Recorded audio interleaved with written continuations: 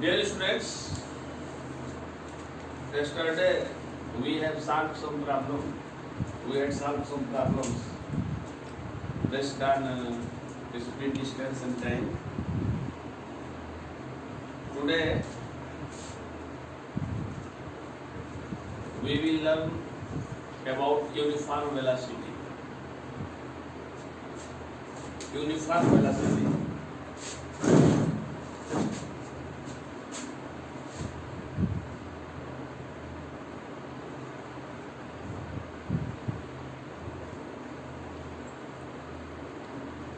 Uniform velocity.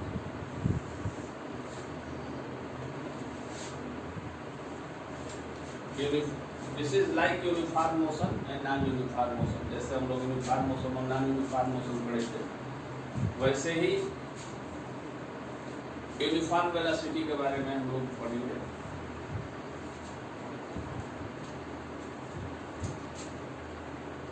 If a body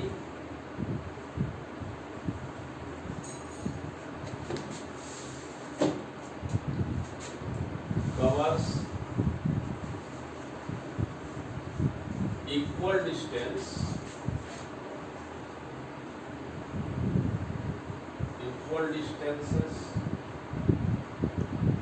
in the given direction,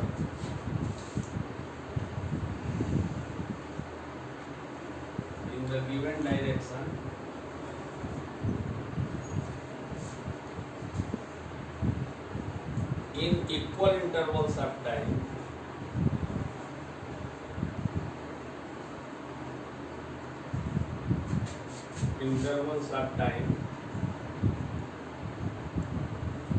the velocity is called uniform velocity.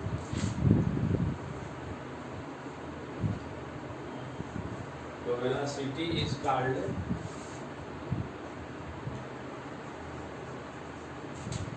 uniform velocity.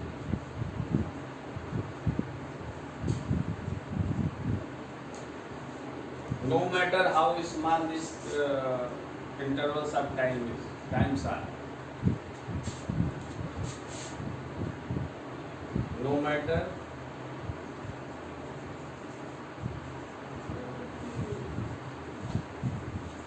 how small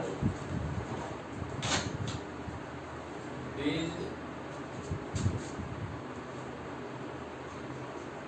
time intervals are,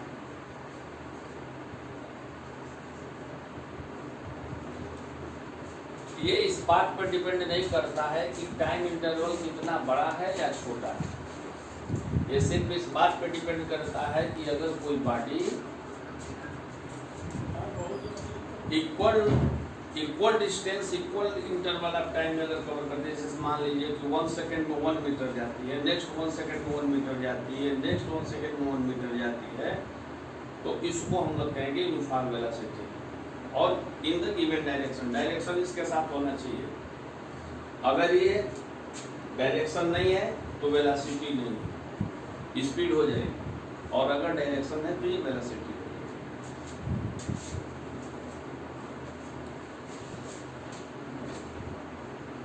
The velocity of body can be changed into two ways: by changing the speed of the body and by keeping the speed constant by changing the direction.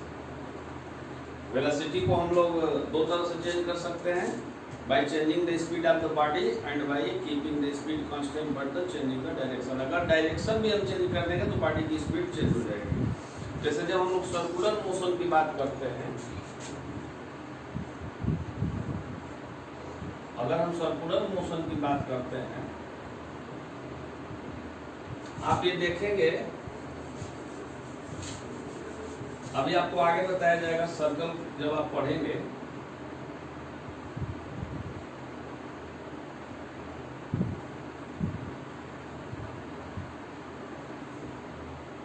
तो circle का definition जानते हैं शायद आप लोग।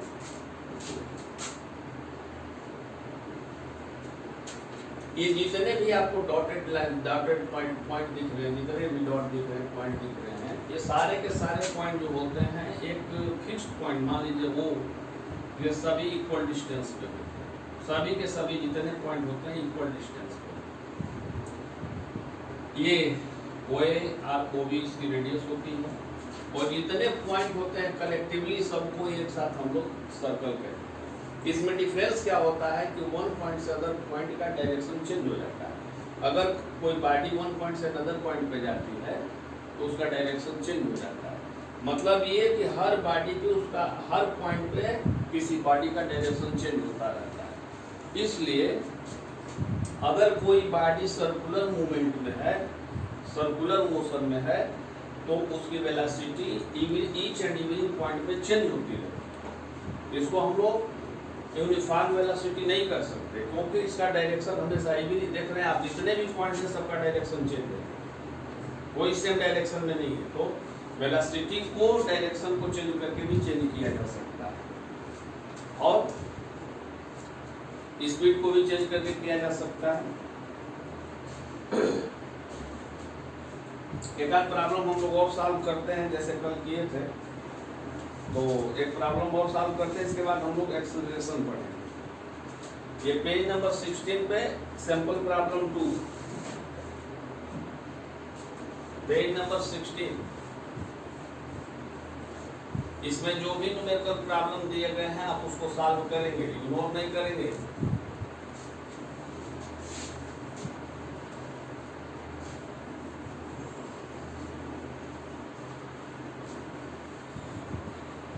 Example जो दिए गए हैं, जो मैं बता दे रहा हूँ उसको भी और अपने से भी करेंगे, साथ में एक्सरसाइज में न्यूमेरिकल प्रॉब्लम्स दिए हुए हैं, इसलिए उसको सॉल्व करते रहेंगे।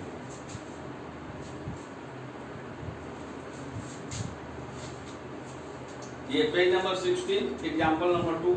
ए बस covers a distance of 250 kilometre from Delhi to Jaipur towards west in 5 hours in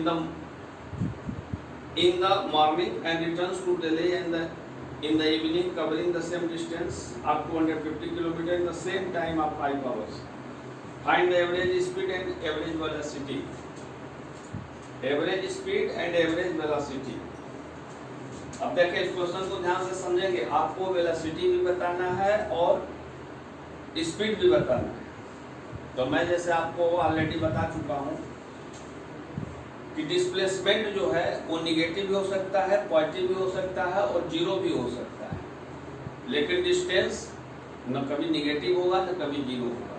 तो इस बात को ध्यान में रखेंगे। अगर कोई बस दिल्ली से जयपुर जाती है और जयपुर से दिल्ली आती है, तो दोनों कंडीशन में अगर उसका डिस्प्लेसमेंट देखेंगे तो जीरो हो जाएगा, क्योंकि 250 किलोमीटर जाते हो तो 250 किलोमीटर रिटर्न हो, तो टोटल डिस्प्लेसमेंट उसका जीरो हो जाएगा।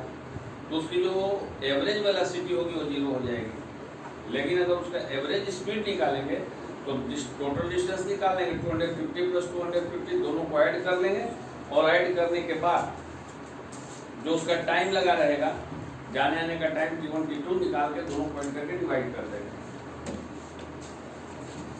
देखिए इसको, in first case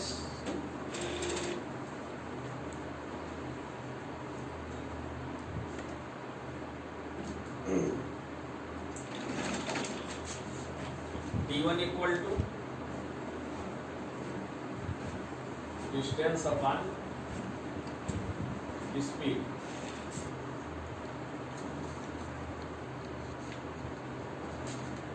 Distance 250 kilometer and the speed is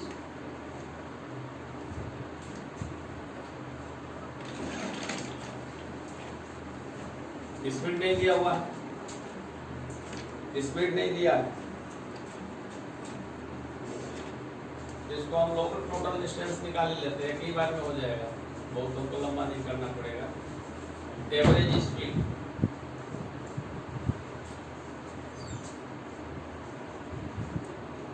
total distance covered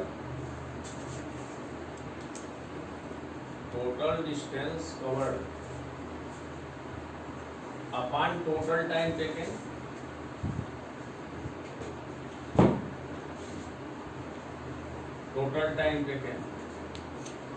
ये 250 plus 250 kilometre upon time taken 5 hours, so 5 plus 5 hours is equal to 500 kilometer upon 10 hours. So average speed equal to 50 kilometer per hour. And average velocity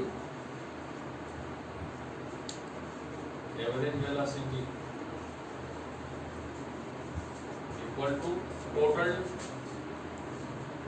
means displacement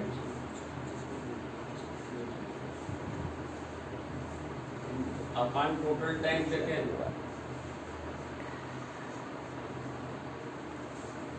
Total time taken 250 minus 250 upon 5 plus 5 hours and it is kilometer. 0 upon 10 kilometre per hour is 0. इसकी average velocity हो जाएगी 0. एक चीज आप यही समझ लें,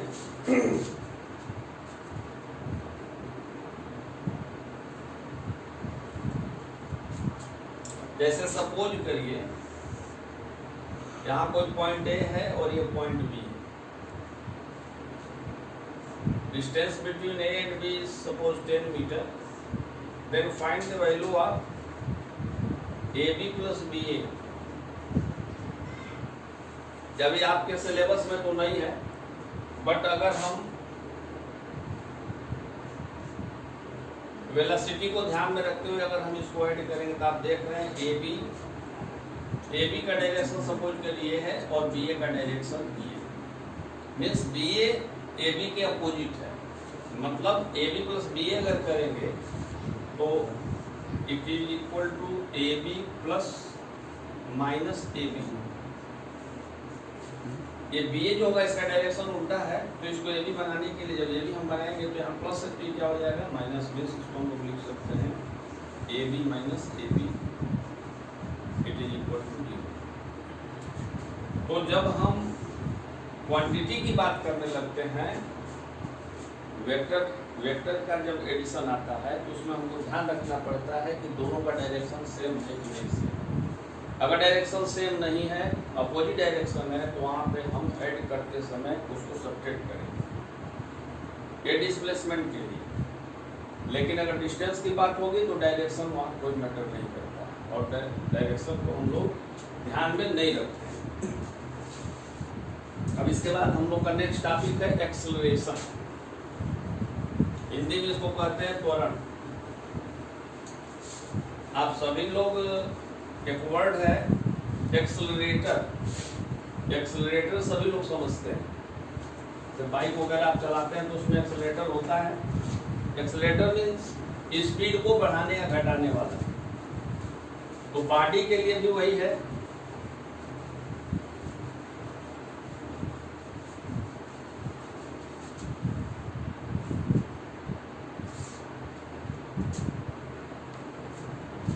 Acceleration.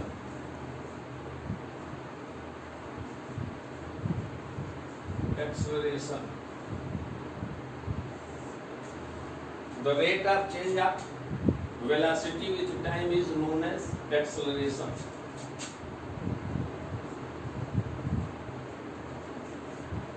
The rate of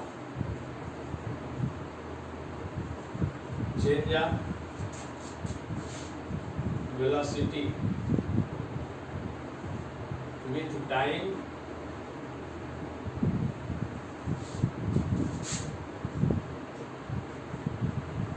is known as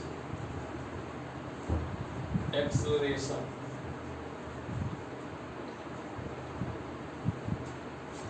It is a vector quantity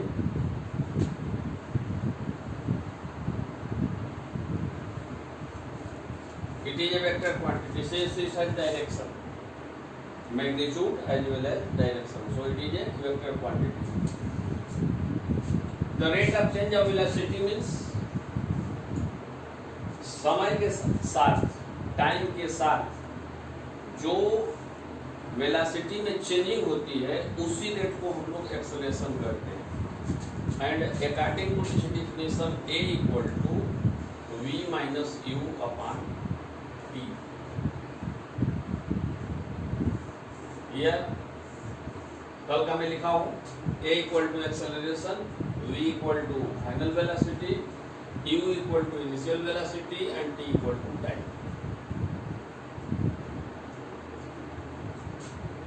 आप जब अपर क्लास में जाएंगे, 11th में जाएंगे, 10th में तो नहीं है, इसी v माइनस u को हम लोग डेल्टा v लिखते हैं। और ये टाइम है, जैसे कोई पार्टी मान लीजिए स्टार्ट होती है चलना, तो ऐसा नहीं होता है कि अचानक चलने लगती है, तो उसका initial time and final time.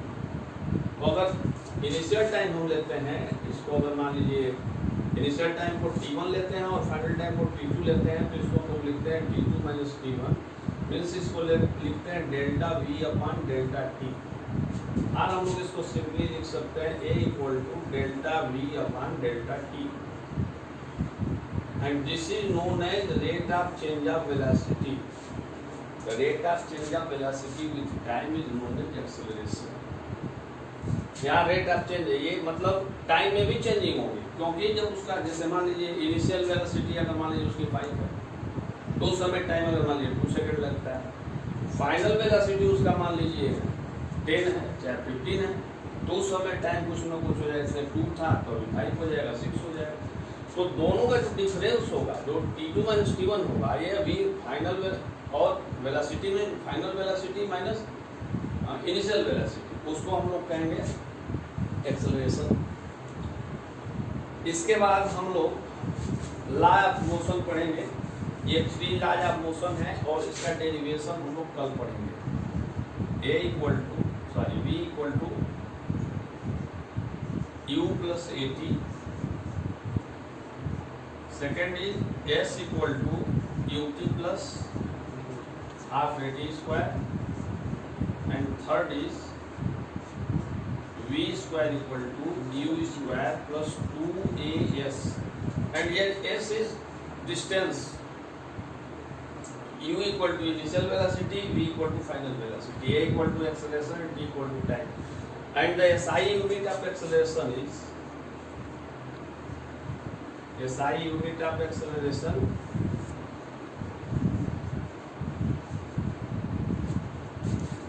यही से निकाल लेंगे हम लोग। वेलोसिटी का क्या होता है मीटर पर सेकंड, और टाइम का क्या होता है सेकंड। ये सेकंड आके नीचे मल्टीप्लाई हो जाएगा, it will be m upon s square. So SI unit of acceleration equal to metre पर सेकंड स्क्वायर। इसको याद रखेंगे, जितनी भी SI यूनिट आपको बताई जा रही है सारे के सारे याद रखेंगे अब आप। So I hope you will write the task materials जो हम पढ़ा रहे हैं। मैं ऐसा करता हूँ कि इसको आप लोग लिखेंगे और इसको जरूर लिख लेंगे, फिर कॉपी में लिख लेंगे, इससे रिलेटेड जो प्रॉब्लम्स है उसको सॉल्व करेंगे। कल हम लोग इस फार्मूलों को, तीनों फार्मूलों को डेराइव करेंगे। एक फार्मूला और होता है फोर्थ फार्मूला, उसको मैं कोशिश करूँगा आपको डेराइव करके बता दूँ। और अगर फिजिक्स से रिलेटेड तो इस चैप्टर को खत्म करने के बाद, फिजिक्स का 1 चैप्टर जब खत्म हो जाएगा तो केमिस्ट्री का हम लोग 1 चैप्टर पढ़ेंगे, या 3 डेज कर सकते हैं। बट दिस वीक तो हम लोग का प्रोग्राम थोड़ा डिस्टर्ब हो गया था, इसलिए अभी इस वीक को हम पूरा का पूरा जो है फिजिक्स लेकर चलेंगे और कोशिश करेंगे फर्स्ट चैप्टर फिजिक्स खत्म होने के बाद वो केमिस्ट्री स्टार्ट करेंगे। Thank you for watching video. Okay.